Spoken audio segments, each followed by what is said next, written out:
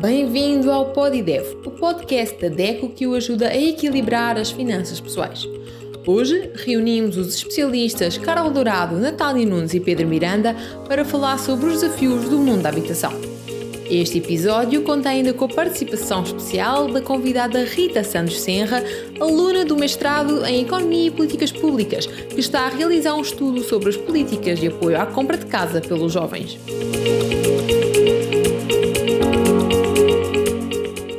A habitação é um dos grandes desafios que todos hoje sentimos, seja na compra, seja no arrendamento. Hoje estamos aqui à volta de uma mesa com 3 jovens que viveram ou estão a viver este problema da habitação. Alguém que já comprou habitação, alguém que está no mercado do arrendamento e uma jovem que esteve a estudar todas estas medidas que têm sido criadas para apoiar os jovens na compra da habitação. Quem comprou casa antes destes apoios, com certeza que teve aqui alguns desafios e teve aqui um processo longo.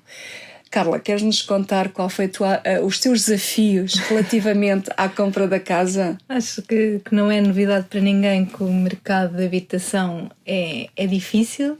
É difícil para quem começa no início da sua vida à procura de uma casa, e para um jovem casal a alternativa que eu tive foi arrendar em primeiro lugar até conseguir juntar o suficiente para dar uma entrada para uma casa.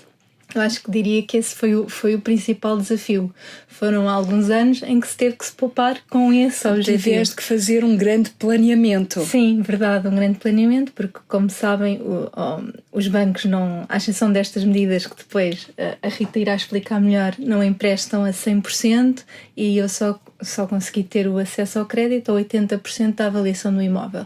E é uma fatia significativa de valor face ao atual preço que as casas estão, não é? Poupar esse dinheiro todo para a entrada e ter assim o crédito aprovado, não é? Fora esses 100% que não eram concedidos na altura, ainda tivemos que pagar imposto de selo, IMT e monumentos do negócio. Portanto, tudo isso com um grande peso no orçamento. Exato. Não é? E a necessidade de fazer aqui largos anos de poupança. Muito bem.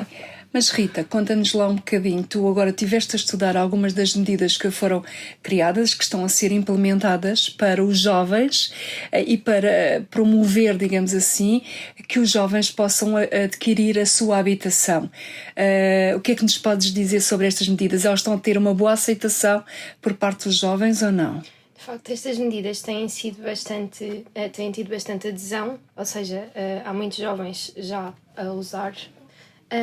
No entanto, a garantia pública em si não se traduz numa poupança efetiva para os jovens. Ou seja, o crédito, em vez de ser a 80% ou 85%, pode ser feito a 100%. No entanto, é importante terem atenção que o Estado não está a pagar estes 15% da casa.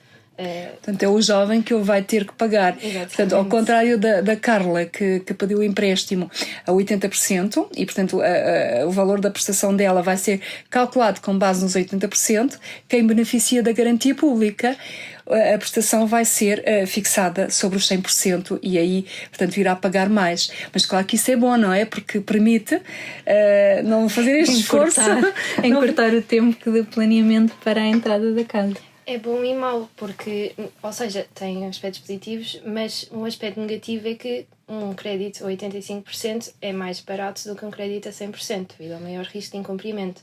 Ou seja, tem aqui estas duas vertentes que depois a pessoa terá de avaliar a sua situação e perceber se fará sentido recorrer à garantia pública ou se consegue, durante alguns anos, criar uma poupança que lhe permita adquirir casa. Para além desta medida, há outras? Sim, existe também a isenção do IMT e do imposto de selo.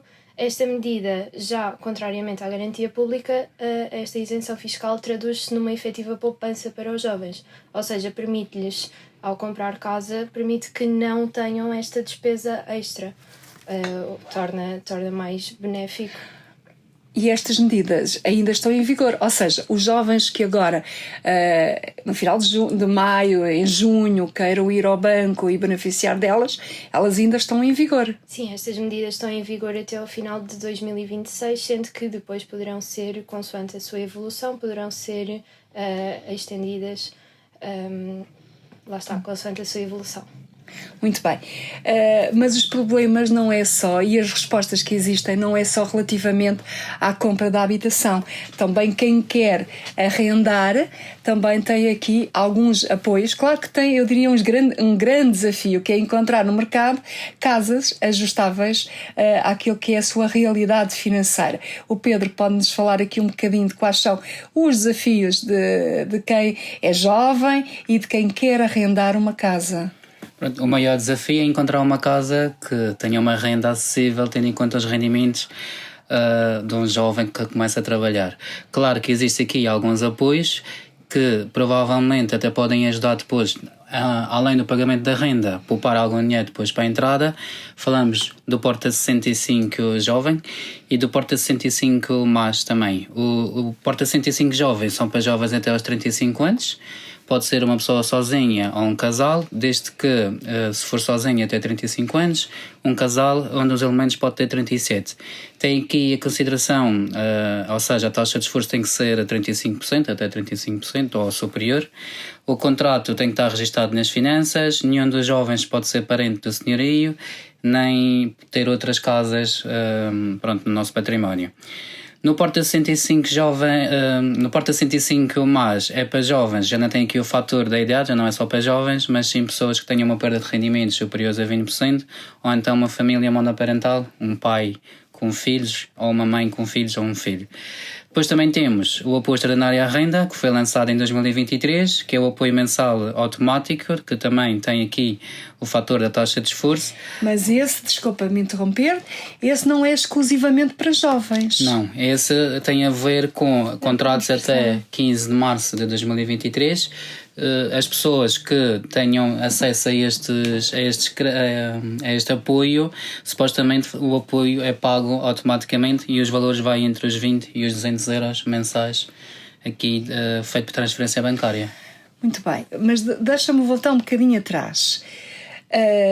Se houver jovens que nos estejam a ouvir, o que é que tu lhe dirias?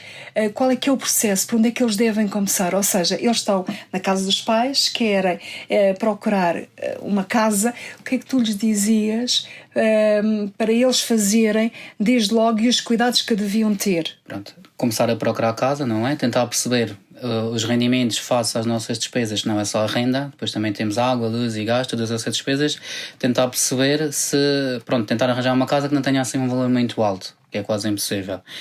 Os cuidados, é e depois de eu ter feito o contrato, sim, como é que eu posso, aqueles apoios de que falaste, nomeadamente a Porta 65, como é que eu posso aceder a esse apoio? A candidatura é feita online, no portal da habitação. Sim. Se cumprir os requisitos, depois é feita aqui a atribuição deste apoio. Muito bem. A ideia era que, de uma forma positiva, se calhar digo eu, era conseguirem poupar esse valor do apoio para depois a compra, mas a maior parte das pessoas, se calhar, infelizmente só consegue depois também pagar a renda e não sobramente para poupar. Portanto, já estás aqui a fazer o percurso da Carla. Primeiro poupar para depois comprar. Claro, sim. É isso. Mas tendo em conta o valor alto das rendas, alguma resta de esperança a quem nos ouve, eu também beneficiei do Porta 65 e, de facto, na altura foi uma ajuda importante. Agora, a questão importante é saber se estas medidas resolvem ou estão a ajudar a resolver o problema da habitação. A fundo não resolve, mas acaba por ajudar. Rita, queres-nos dar a tua percepção relativamente ao impacto que estas medidas podem ter no orçamento dos jovens? Estas medidas, primeiro, também voltando aqui um bocadinho atrás, como estão a ser aplicadas do lado da procura, acabam por não resolver o problema da habitação, porque, ou seja, os apoios fazem com que a procura aumente, logo os preços vão aumentar porque a oferta não está a acompanhar o aumento da procura, ou seja, isto gera um aumento dos preços e acaba também por aqui desvirtuar um bocadinho os apoios.